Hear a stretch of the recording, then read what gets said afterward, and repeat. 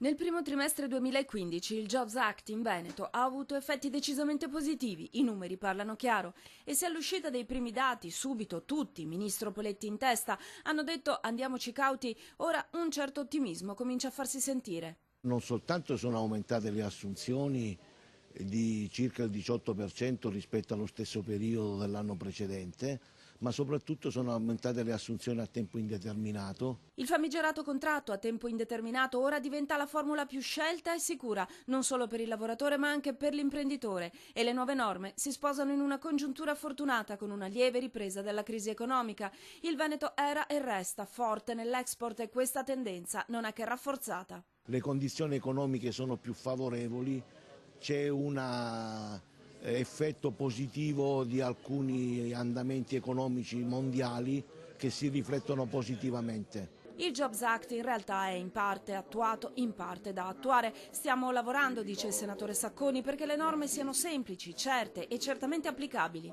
Ci sono incentivi anche consistenti, quelli per i contratti a tutele crescenti, i nuovi contratti a tempo indeterminato con la revisione della regolazione dei licenziamenti. Certo la situazione nazionale nel complesso non è affatto rosea, è tanto il terreno perso negli ultimi 7 anni. Diciamo che se alla fine del primo semestre ritorniamo a creare qualche posto di lavoro in più, possiamo dire di essere usciti dalla recessione. Il dialogo tra commissioni lavoro di Camera e Senato e Governo è aperto anche su posizioni molto diverse, non tutti la pensano nello stesso modo. La mia opinione è che bisogna avere più coraggio, molto più coraggio nell'innovare, nell'uscire dalla vecchia regolazione pesante costruita in un mondo che ora non c'è più e che è straordinariamente cambiato.